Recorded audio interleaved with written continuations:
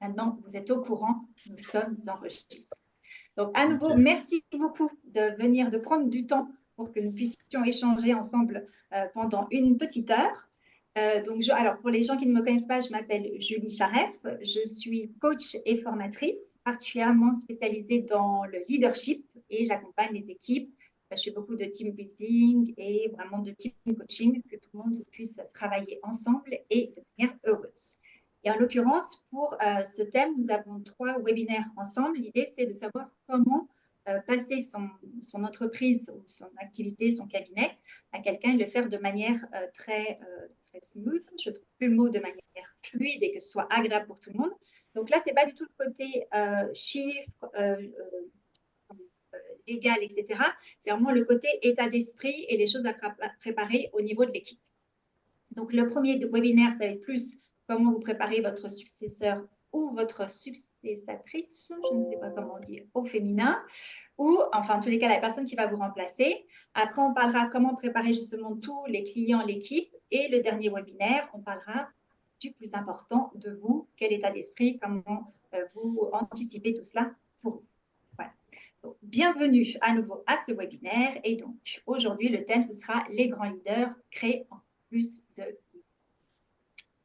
Alors, pourquoi ce webinaire? C'est comme vous devez le savoir, en fait, quand on fait une passation, quand on passe son cabinet ou son entreprise à quelqu'un d'autre, l'idée, ce n'est pas juste de passer une feuille de la comptabilité ou des chiffres. Il y a toute une partie hyper importante qui sont toutes les femmes et les hommes que vous avez dans votre business. Et aussi, un business, ce n'est pas juste des chiffres, des résultats, etc. C'est aussi plein d'histoires. Vous voyez, tout ce qui s'est fait, l'historique, les échanges qu'il y a pu avoir dans le cabinet et aussi avec tous les clients. Donc, c'est ça qu'il faut aussi gérer. En fait, il y a toute cette partie humaine qui est extrêmement importante, qu'il faut pouvoir anticiper et préparer. Le déroulé du webinaire, ça va être première partie de planifier la transition. Ensuite, nous allons aussi parler de préparer votre successeur ou la personne qui vous suivra. Après, d'accompagner aussi votre successeur. Et pour finir, comment on fait pour passer le flambeau. L'idée de ce webinaire, ce n'est pas que je parle pendant 1 heure, bien que ça ne me pose aucun problème de parler pendant des heures ou de faire des monologues pendant des heures, mais l'idée, c'est aussi de profiter de ce temps pour que vous puissiez échanger entre vous ou aussi prendre le temps de vous poser et de vous poser les bonnes questions. Donc, je vous partagerai certaines informations et après aussi, vous aurez des moments justement pour réfléchir à votre situation, à ce que vous voulez mettre en place et aussi échanger le plus possible entre vous. Autant que vous le souhaitez, évidemment. Alors, la première partie, ça va être de planifier la transition. J'ai bien cette phrase qui dit que shift happens sometimes.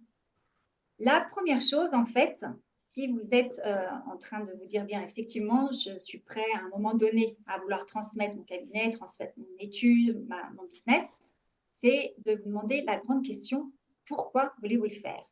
Je ne sais pas si vous connaissez Simon Sinek. Non, non, ok. Donc, le Simon Sinek, en fait, il est très connu parce qu'il a fait un TED Talk il y a 20 ans, qui a explosé tous les chiffres.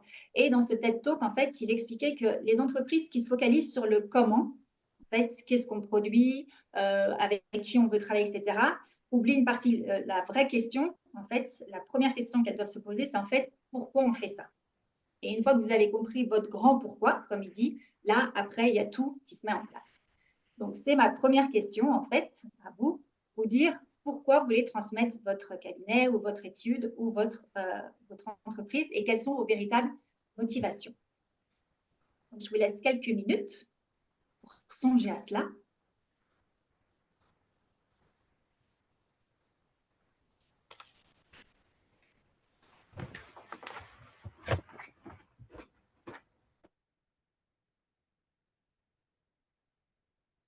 Et si l'un ou l'une d'entre vous souhaite partager ces pensées, en fait, de vous dire pourquoi. Est-ce que c'est parce que vous dites, ben, finalement, je pense que j'ai tout donné, je pense que j'ai peut-être d'autres priorités maintenant. Est-ce que vous dites que finalement, vous avez un autre projet? On n'a pas besoin d'avoir les détails forcément, mais est-ce que votre grand pourquoi est clair et est-ce que vous pouvez le partager? Je me lance à l'eau peut-être. Ah, merci Eric. Il faut toujours un courageux pour commencer. Donc, merci beaucoup. Et dans notre cabinet, clairement, sur 3 associés, 2 vont arriver à l'âge de la retraite d'ici 1 année et demie à 3 ans. Mhm. Donc, clairement, il va falloir passer le flambeau. Et très honnêtement, chez nous, on n'a pas trop envie de passer, de donner ça ou de vendre ça, par exemple, à Mazars, parce qu'on voit que dans les cabinets, les autres cabinets suisses qui ont vendu à Mazars, généralement, au bout d'une année, il n'y a plus d'employés, c'est catastrophique. D'accord. Donc, c'est un peu la réflexion qu'on a en ce moment puisque je fais partie des 2 qui vont partir à la retraite. OK. Donc, pour vous, c'est aussi d'assurer la pérennité et aussi de protéger les employés. Exactement. C'est super. Bravo. Donc, très belle raison. Est-ce que quelqu'un d'autre, merci d'avoir partagé. Est-ce que quelqu'un d'autre peut nous dire son grand pourquoi? Comme c'est le début, je ne vous. Ah, yes. Non, j'avoue que c'est vraiment une question à laquelle je n'ai pas vraiment réfléchi parce que Mhm. dans notre environnement en Côte d'Ivoire, la plupart des experts comptables ne vont pas tout le temps à la retraite, sauf s'ils appartiennent à des Big Four. Ah Mhm. ben, on leur impose, voilà. Mais ici, on monte. Et puis bon, moi, j'ai encore une marge, j'ai encore du temps. Donc, du coup, l'instant, euh, je n'ai pas encore vraiment réfléchi à la question. Mais est-ce que à côté de ça, est-ce qu'il y a un âge? C'est-à-dire, même si on est dans un environnement où, je prends l'exemple de la France, où il y a la CAVEC, Mhm. euh, qui permet aux experts comptables retraités, il y a une certaine limite d'âge. Mais nous, on n'a pas cet environnement encadré. Donc, les gens peuvent exercer leur métier jusqu'à un certain âge très avancé. Mhm. Voilà.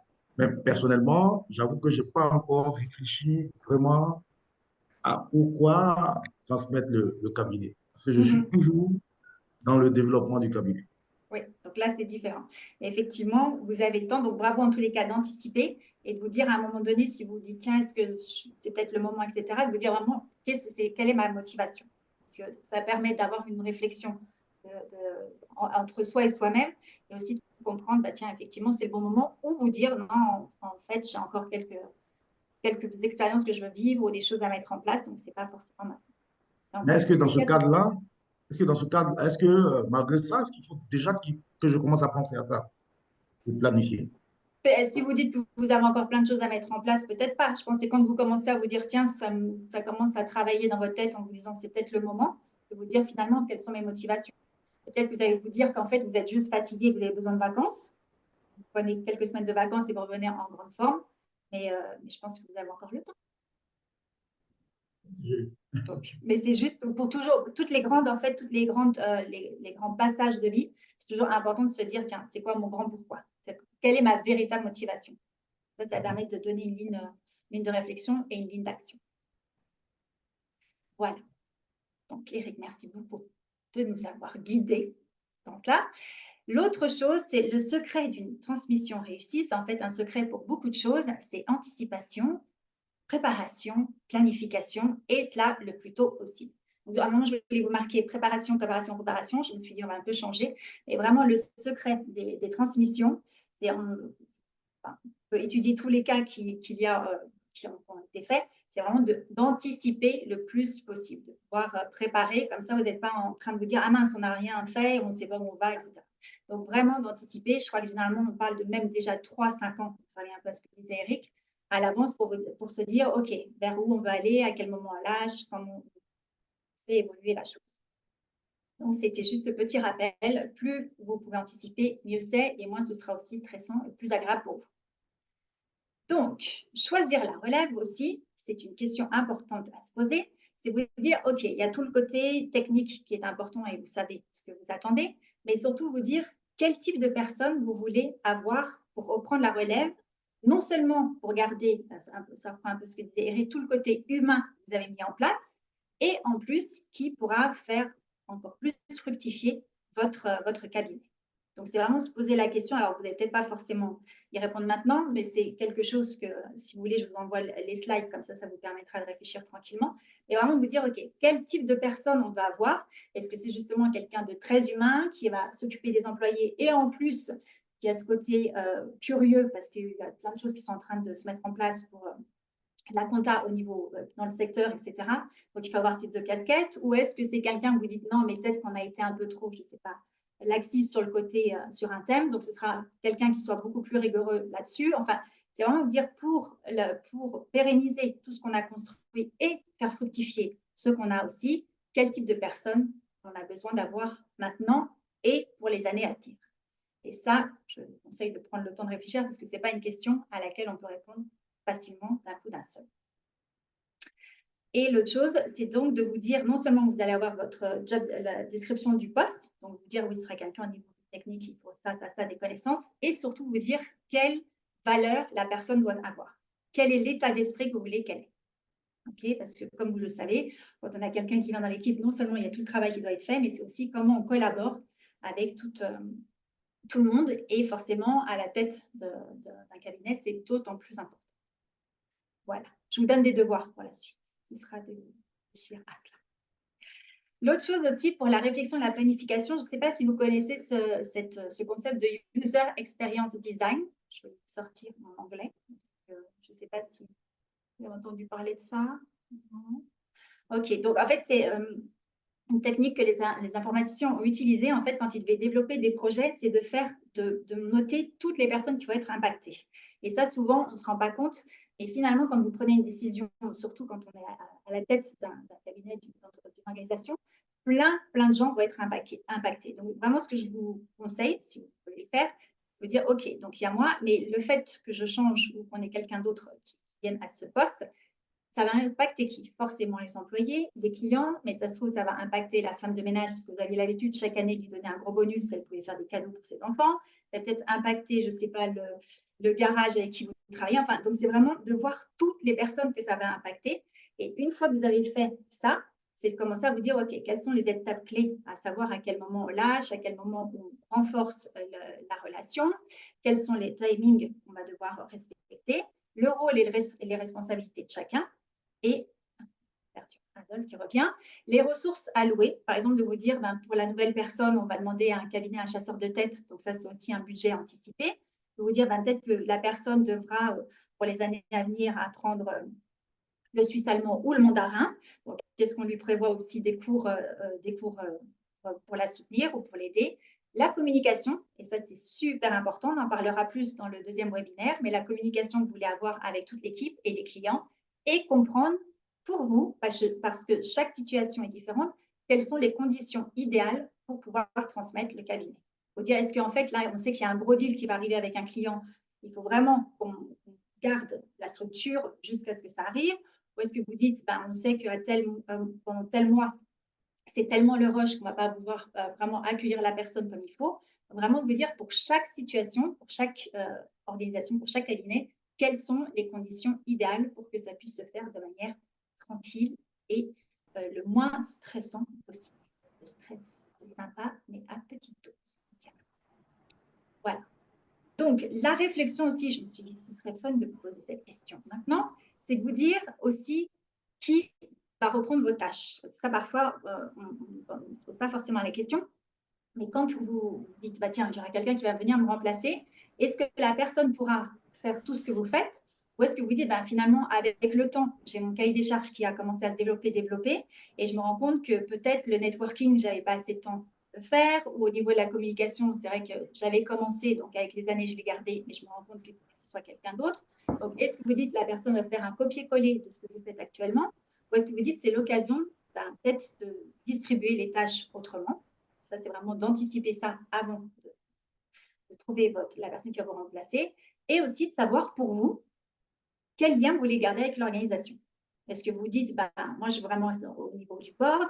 Est-ce que je vais avoir encore un impact ou un pouvoir décisionnel? Est-ce que vous dites, non, non, moi, je veux juste rester au niveau financier, etc. Vous dire, une fois que je suis partie, que personne ne me dérange, je serai sur mon île déserte en train de siroter des cocktails, parce que c'est possible, ou nous dire, bah, peut-être que de temps en temps, je serai en train d'échanger avec la personne, etc. Donc, voilà. Donc, juste, est-ce que peut-être que c'est un peu personnel, mais peut-être je vous laisse 1 ou 2 minutes pour vous poser pour que vous puissiez réfléchir à cela, pour dire ben, comment vous voulez distribuer les tâches. Ce que vous dites, effectivement, c'est peut-être le moment, aussi le meilleur moment pour me dire ben, on va peut-être changer mon cahier des charges. Et après aussi vous dire de quelle manière vous voulez rester dans l'organisation. Les 6 questions, évidemment, posez-les, posez-les.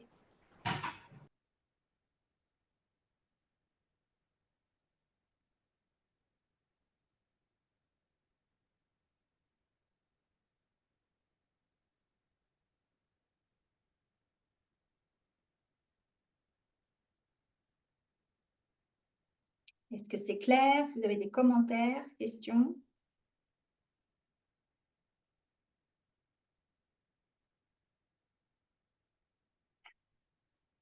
Je vous prends en grande réflexion, je n'ose pas trop vous déranger.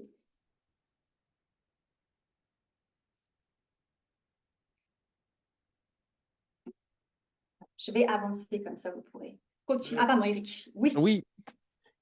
Quelle est la meilleure approche? Rester au sein de l'organisation ou laisser le champ libre aux successeurs? Parce qu'on voit Ça, c'est de très tout et des fois ça se passe très bien et des fois ça se passe très mal.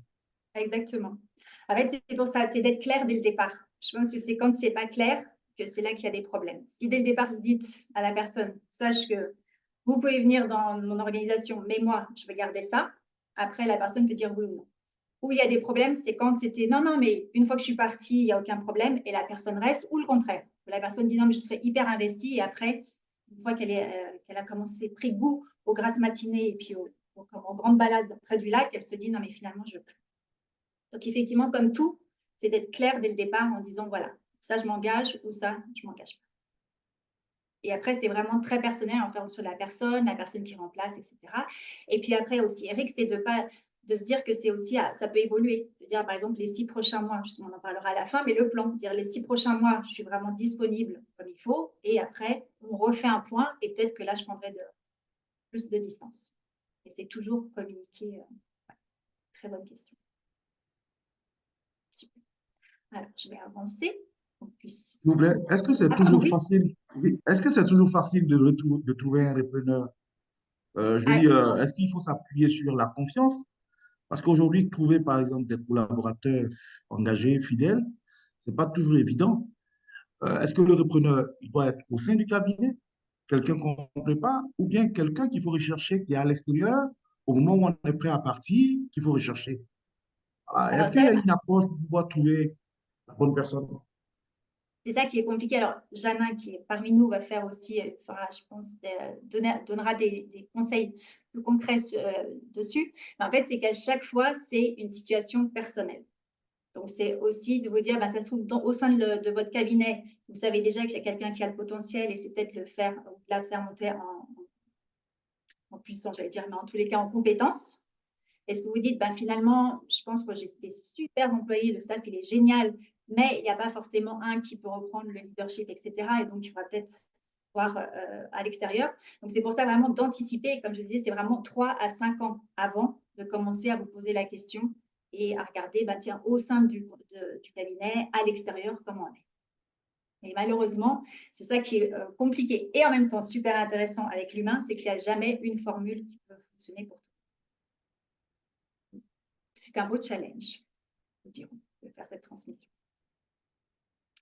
Alors, justement, c'est de définir aussi une feuille de route, de créer votre plan, d'être très intransigeant sur le résultat que vous voulez avoir, donc une bonne collaboration, une bonne passation, mais être flexible sur les moyens de l'atteindre. Parce que peut-être vous allez dire, ah non, mais je veux quelqu'un de l'externe, donc je prends un chasseur de tête et il s'occupe de tout, moi je ne vais pas m'en occuper. Et puis à un moment, je ne sais pas, vous allez à une conférence ou un séminaire, vous rencontrez quelqu'un d'autre qui vous dit, tiens, mais en fait, ça pourrait être une possibilité où il y a peut-être quelque chose à créer. Donc voilà, donc juste de vous dire que voilà, le résultat, ce que vous attendez de la personne. Et après, je pense que trouver justement la perle rare, ça peut être aussi être très flexible sur la manière de le faire. L'humain est formidable. Alors, après, c'est aussi de préparer justement votre successeur. Donc, la première étape, à nouveau, c'est d'avoir le plan de formation, on va dire, que vous puissiez vraiment préparer la personne qui va vous remplacer. Donc, non seulement d'anticiper quelle personne, comment recruter la personne, c'est vraiment 3-5 ans, comment voulez vous organiser, etc. Et pour former la personne, généralement, on dit que ça va être entre 3 et 6 mois, ce qui est parfois même 1 an, pour vraiment prendre la personne sous votre aile, lui expliquer comment fonctionne l'entreprise, tout ce qu'elle doit savoir, etc. Donc ça, je tenais à vous partager parce qu'on se dit 3-6 mois, ça fait long. En fait, ça passe très vite, surtout à ce niveau de responsabilité. Et l'autre chose aussi, donc ça revient un peu à ce que Eric aussi discutait, c'est vraiment de bien définir le rôle de chacun et surtout votre rôle.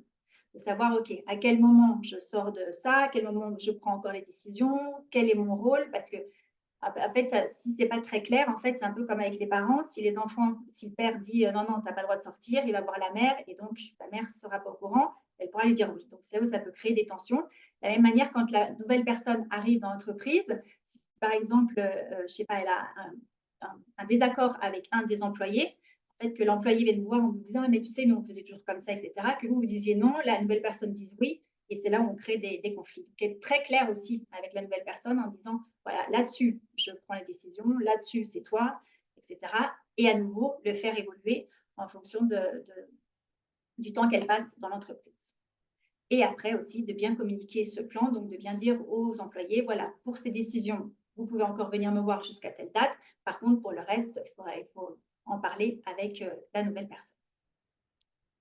Donc, je voulais aussi vous faire un peu une overview de, je vais le dire en français et en anglais, mais en fait, de voir une vue globale de ce que vous pouvez attendre de la personne. Donc, forcément, il y aura toutes les connaissances techniques qui sont pour vous essentielles. Donc, c'est d'être vraiment très clair là-dessus.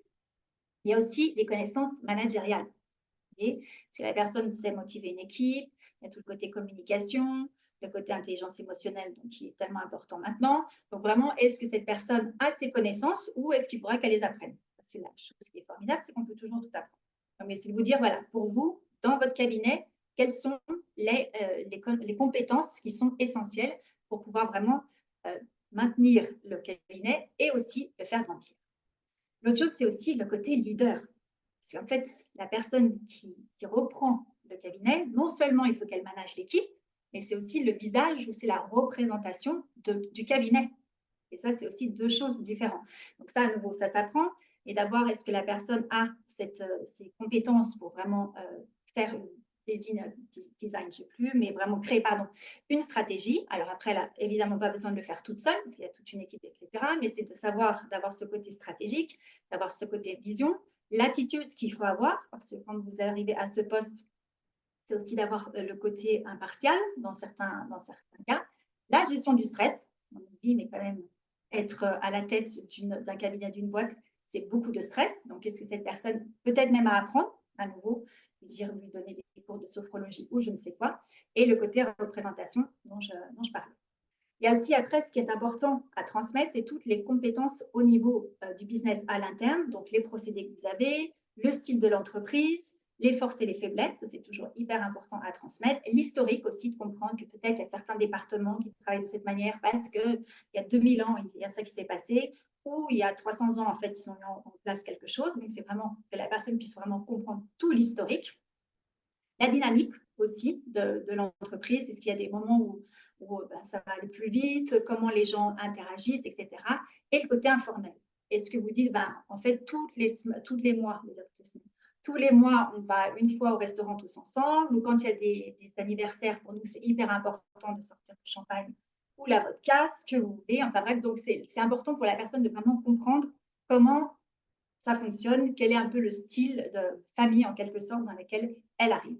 Après, il y a aussi tout le business externe, donc ça, on en parlera plus dans le deuxième webinaire.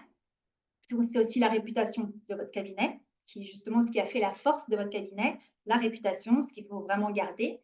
les clients, ceux qui sont importants, certains avec qui il faut être beaucoup plus informel, d'autres avec qui il faut être de manière différente, tout le service client aussi que vous avez, et enfin le secteur. Partagez aussi votre vue sur les opportunités, peut-être que vous n'avez pas encore eu le temps de développer, vous dites avec cette nouvelle personne, ça pourrait être l'occasion pour elle de faire des choses différentes. Les menaces, c'était pour vous faire peur, je sors tout de suite les grands mots.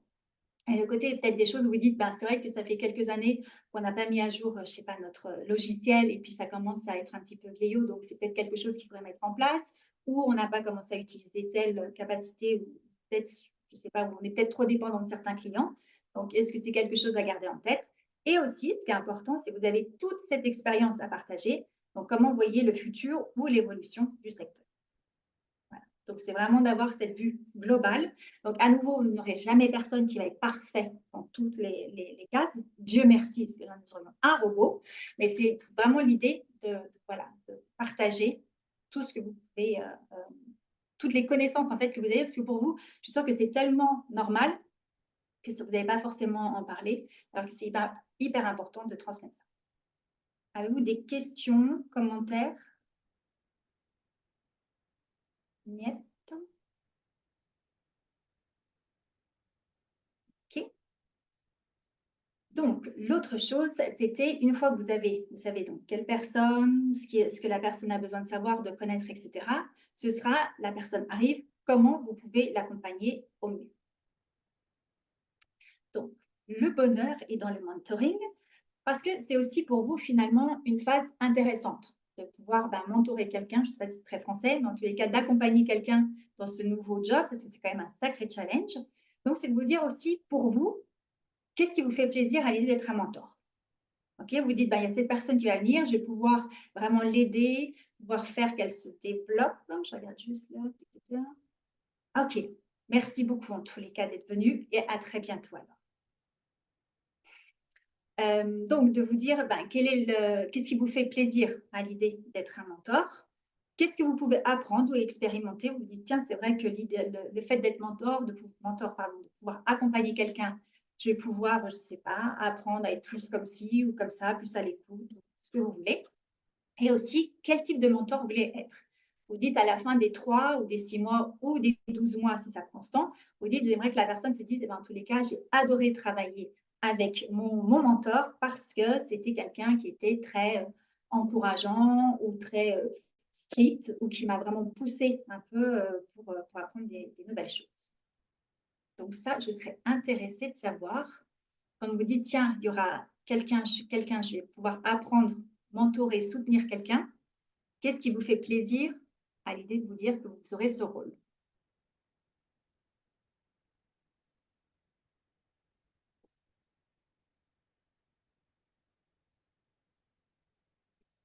Adolphe, je vous vois en vidéo. Est-ce que... Ah, par contre, on ne vous entend pas. Vous êtes en mute. Comment je peux faire? Tac, tac, tac. Métier de son.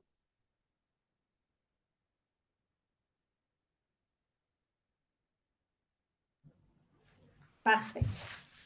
Donc, dans ce rôle de mentor, est-ce qu'il y a quelque chose qui vous motive, qui vous fait plaisir? Vous dites, tiens, je pourrais aussi expérimenter.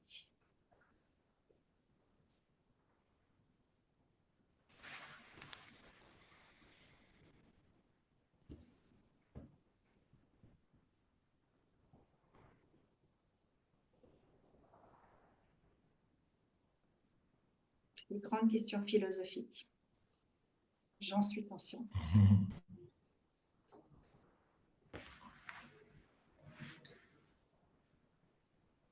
Si vous avez eu aussi quelqu'un dans votre équipe qui est venu, qu'est-ce que vous avez plaisir à l'idée de faire grandir cette personne? En fait, à mon avis, on est mentor pendant toute son expérience professionnelle, puisque dans nos rôles, on a des équipes, comme vous le dites justement, et pour faire grandir l'entreprise, on doit accompagner l'équipe pour qu'elle se sente bien et qu'elle soit à l'aise avec les fonctions qu'elles ont, les clients, etc. Donc, à mon avis, le mentor, ce n'est pas uniquement au moment de la transmission, mais c'est un travail quotidien, je dirais, Mhm. à mon avis. Tout à fait. Quand vous êtes manager, vous êtes mentor tout le temps. Et après, comme c'est là, un grand mentoring et quelque chose d'assez quand même, je vais dire sentimental, peut-être que je pousse un peu trop, mais en fait, il y a quand même tout un côté, une grande transmission à mettre en place. C'est aussi vous dire, bah, tiens, qu'est-ce qui m'apporte tellement de plaisir à pouvoir faire grandir les gens. Et effectivement, Eric, être manager, ça veut dire qu'on mentor les gens régulièrement.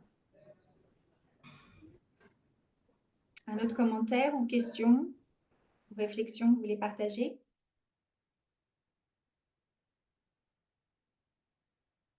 Net. Pas de réflexion, mais c'est juste, je voulais juste demander si ce n'est pas les 3 à 6 mois de l'accompagnement avec les différents aspects que vous avez présentés, est-ce que ce n'est pas court? Est-ce que c'est suffisant? Parce que tous Alors, ces aspects sur l'activité, sur l'aspect technique, sur exactement. l'aspect technique, déjà pour faire ces études-là de notre métier, ça prend beaucoup de temps. Exactement. Qu'est-ce qu'on doit regarder sur l'aspect technique pendant ces 3 à 6 mois? Parce que ce n'est pas ce seul point. Il y a encore 5 autres points que vous avez cités. Oui. Mais déjà, si je me situe sur le point technique, les aspects, les connaissances techniques à regarder ou à suivre pendant cette période, qu'est-ce qu'il faut faire concrètement? Oui. Alors déjà, c'est de vous dire c'est quoi l'idéal, comme ça, dans tous ces aspects. Et après, de toute manière, la personne qui va venir aura déjà des connaissances techniques. Peut-être qu'elle aura, je suppose, déjà managé des équipes. Donc, vous direz, c'est super, elle a déjà tout ça. Est-ce que peut-être là, au niveau de la stratégie, c'est là où vous pourrez plus l'accompagner ou, et après, le business, en fait, c'est en l'accompagnant justement 3, 6 mois, voire parfois 1 an ou plus. C'est à nouveau très, très personnel. C'est là où chaque jour, vous pourrez lui dire, bah, tiens, aujourd'hui, je voulais te parler de ce client parce qu'il y a tout cet historique, etc., etc. Mais évidemment, vous allez avoir une personne qui aura déjà des connaissances, que ce soit au niveau technique, managérial, qui sont à un certain niveau. Et après, de vous dire, tiens, pour vraiment faire le travail comme il faut dans notre cabinet, voilà le niveau qu'il faut avoir. D'accord. Maintenant, sur le point, sur la partie leadership, est-ce que ça doit être, ça doit être des éléments formalisés qu'il faut regarder ou bien, je sais pas, quand on parle de vision, de stratégie, est-ce que ça doit être formalisé dans un plan je sais pas comment poser Oui, ma oui, question, mais je voudrais savoir si, est-ce que ça doit être des éléments qui sont déjà formels, c'est-à-dire que sous forme de document, si est-ce qu'il y a un plan stratégique, est-ce que c'est ça qu'il faut regarder, ou bien comment ça se passe? donc, je disais à chaque fois, je vous réponds, ça dépend. Mais c'est effectivement, ça dépend de chacun. En fait, soit vous vous dites, bah, moi, mon côté, c'est plus de transmettre de manière orale, d'avoir des échanges, c'est plus on apprend comme ça. Pour d'autres personnes, ça va être, on arrive, en fait, il y a déjà, voilà comment j'ai fait ma stratégie, voilà ce qu'il faut faire, etc. C'est beaucoup plus formel, le document. Donc, ça dépend de vous, comment vous êtes à l'aise, parce que vous transmettez, donc vous soyez aussi bien et à l'aise. Et après, ce dont la personne a besoin. Et lui demander aussi, comment toi, enfin la nouvelle personne, lui demander bah, comment tu veux apprendre ça ou comment tu te sens au niveau de la stratégie, est-ce que tu as fait des stratégies, est-ce que tu dis qu'il y a des choses qui pourraient que tu améliores ou au niveau du stress ou en fait c'est par rapport à votre position de lister tout ce qui est important. Après, vous dire, eh ben, moi, je suis plus à l'aise en discutant, on accompagne. Et après aussi demander à la personne, est-ce que toi, ça te va si on fait plus dans l'échange ou est-ce que tu veux peut-être même avoir un coach externe ou avoir, je ne sais pas, des rendez-vous plus réguliers et puis on fait vraiment le 1, 2, 3, 4, 5, 6, etc. C'est ça la beauté du mentoring. Ce que disait aussi Eric, quand on fait grandir les équipes, c'est qu'il faut s'adapter à l'humain et à chacun. Vu que ça rime, on en profite. Mais très bonne Est-ce qu'il question. faut penser, est-ce qu'il faut, ici, il faut, est-ce qu'il faut penser à une politique de changement, je veux dire, dans le cadre des projets, parce que pour moi, c'est peut-être également un projet.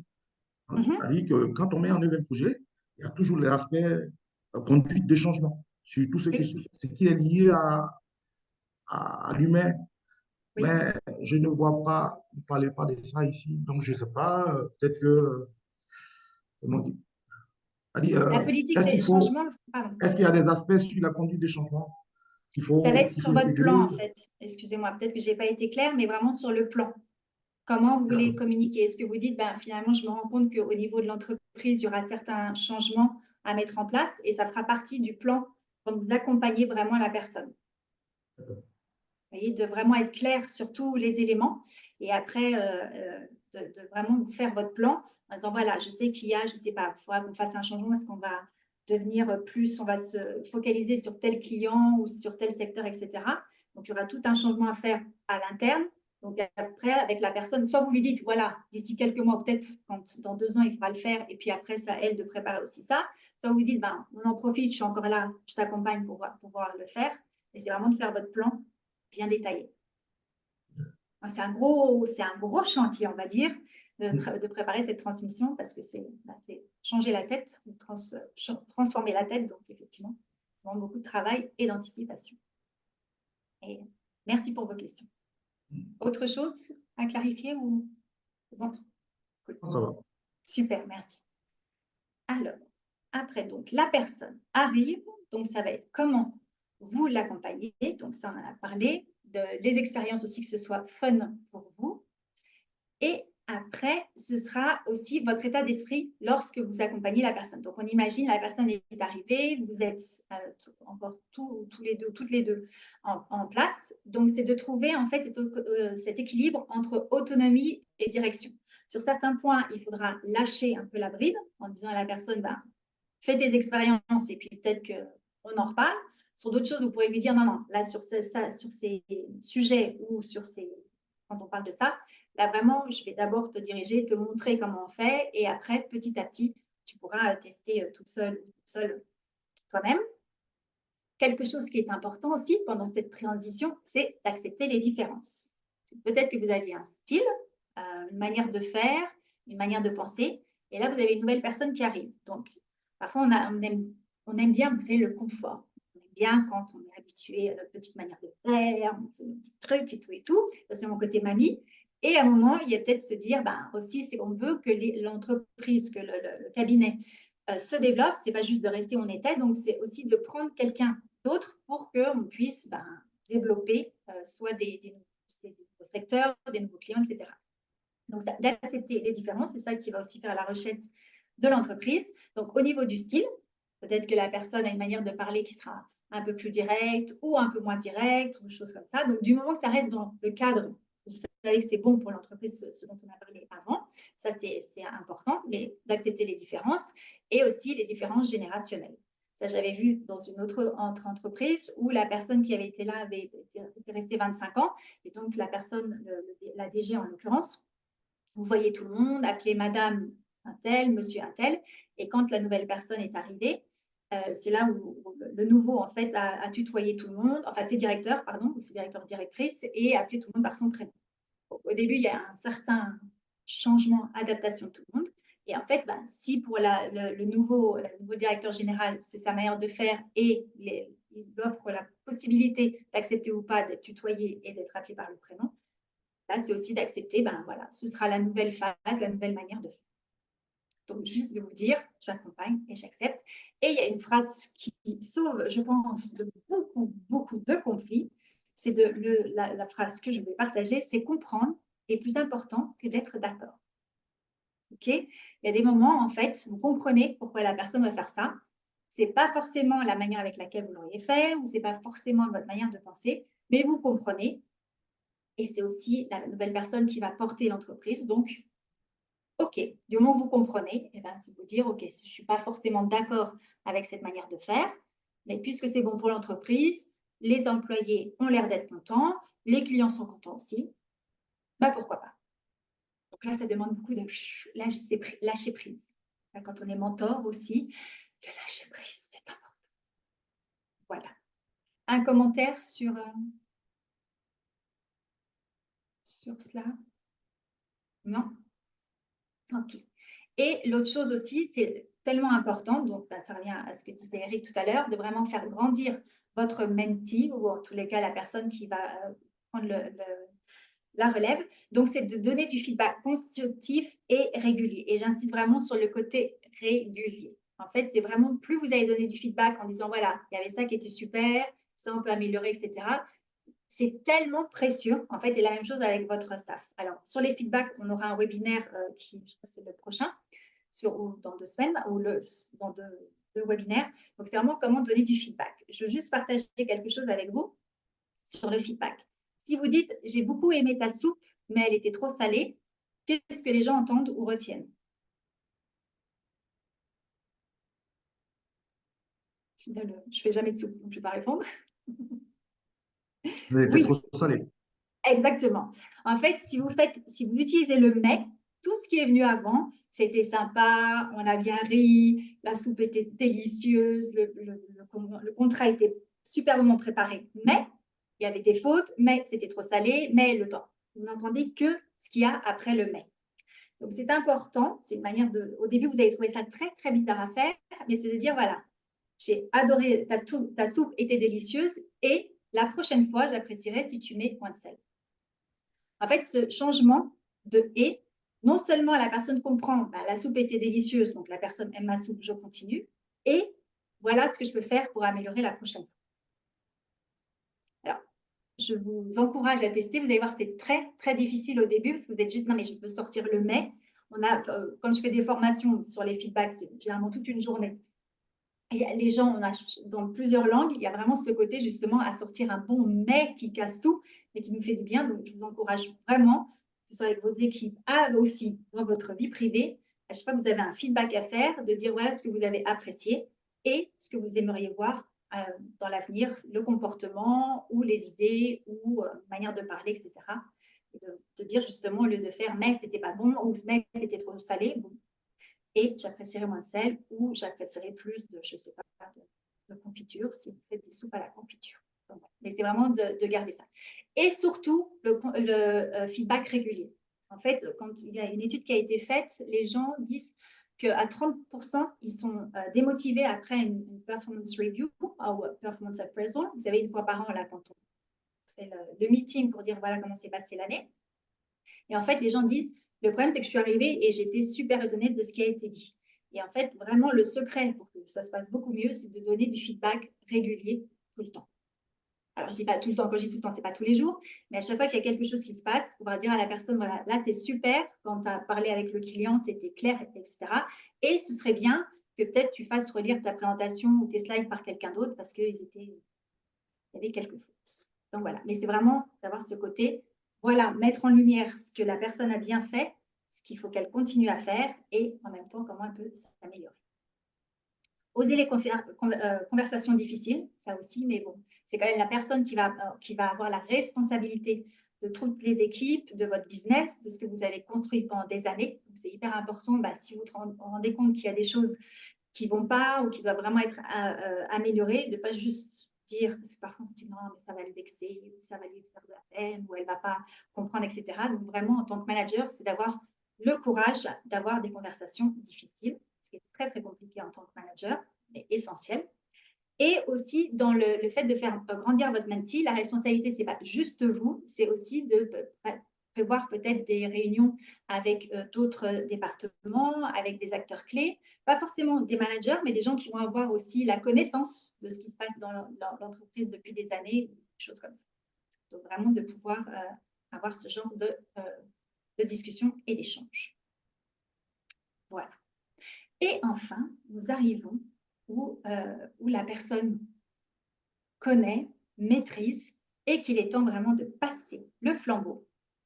Et donc, l'idée, ça va être à nouveau d'avoir un plan très clair où vous vous dites, voilà, à un moment, vous vous rendez compte que la personne est si bien, elle est prête, vous dire, OK, qui fait quoi, qui décide, qui prend quelle décision.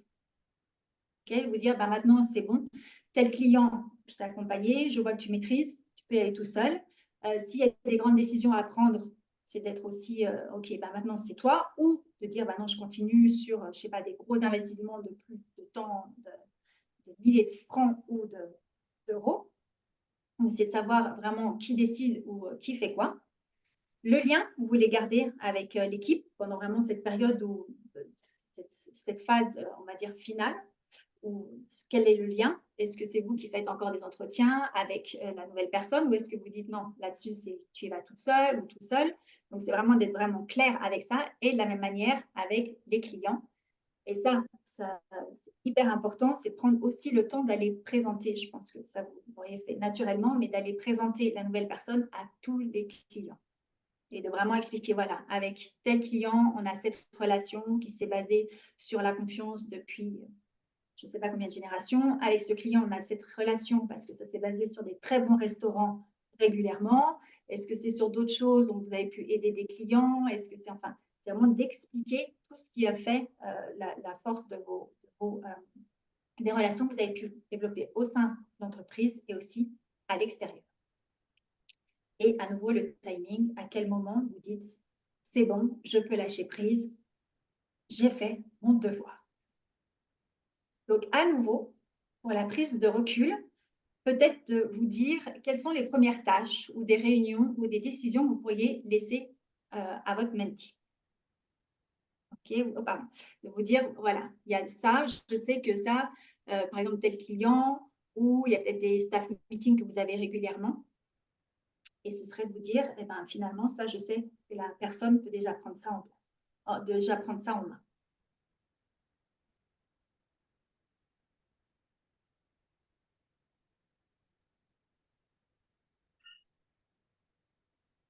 C'est pas évident. À nouveau, je vous pose des questions très, très compliquées chaque fois. Mais tant qu'il n'y a pas une personne qui pleure, je continuerai.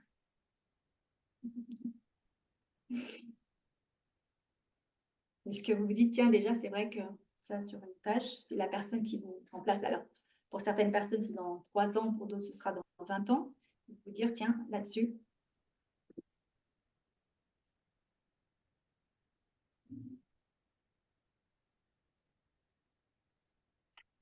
Je vois le non, non, non, je ne vois pas.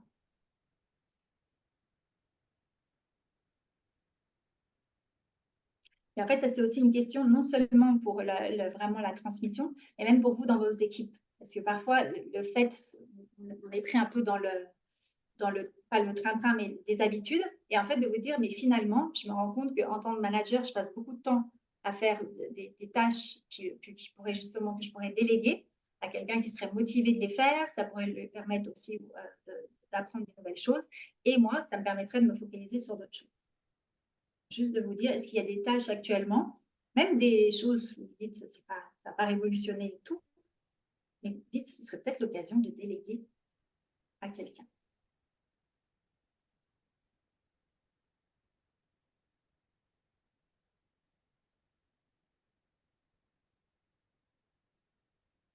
Malheureusement, je ne vous vois pas tous sur la caméra, mais alors, j'ai la chance de voir sur la caméra, je vois que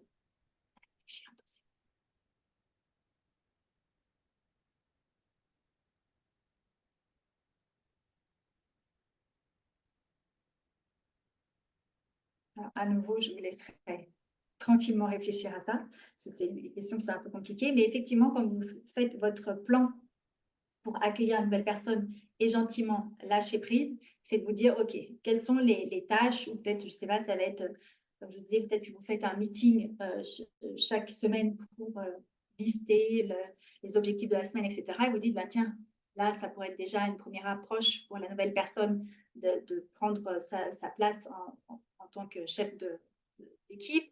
Ou est-ce que vous dites, tiens, il y a ces clients qui sont plutôt sympas, plutôt faciles, donc ça peut être les premiers que la personne peut rencontrer en tête-à-tête. Et c'est vraiment de vous dire que ce soit, on parlait justement d'une transmission facile pour vous et aussi pour la personne en face, que ça se passe le mieux, parce que moins il y a de stress, plus on est heureux. Voilà. Et la dernière question ou information, c'était par rapport à tout ce qu'on a discuté maintenant, est-ce qu'il y a quelque chose où vous dites, bah, tiens, ça pourrait être quelque chose à mettre en place maintenant, ou quelque chose qui m'a tilté particulièrement, je me dis, tiens, quand tu auras la transmission à mettre en place, il faut vraiment que je fasse attention à cela. Donc, Nina, Jana, même si je n'ai pas la chance de vous voir, si vous avez quelque chose qui vous a particulièrement interpellé, n'hésitez pas à le partager avec nous.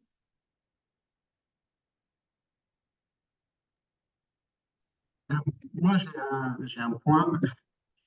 C'était notamment sur le feedback, avec ce mais.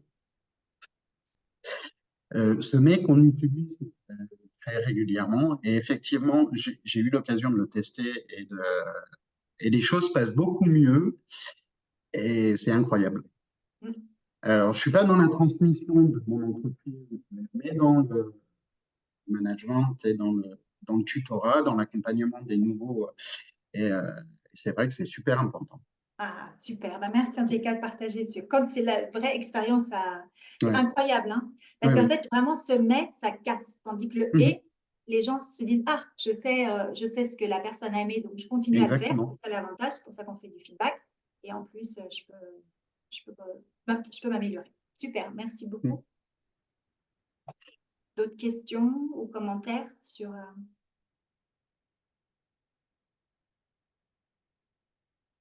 Non.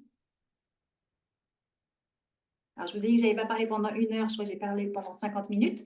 Donc, merci beaucoup de m'avoir écouté. Si jamais vous avez mes coordonnées, on se revoit de toute manière. Mais sinon, si vous avez des questions, vous me contactez à juliecharef.com. Et sinon, j'aurai le plaisir, j'espère, de vous retrouver pour le 2e et le 3e webinaire. Et en attendant, donc, si questions, si quelque chose vous voulez discuter, je suis à disposition. Merci. Merci beaucoup et à très bientôt, j'espère. Au revoir. Merci, au revoir. Merci beaucoup, au revoir. Christina, au revoir. Bye, bye, bye. Bientôt. À bientôt.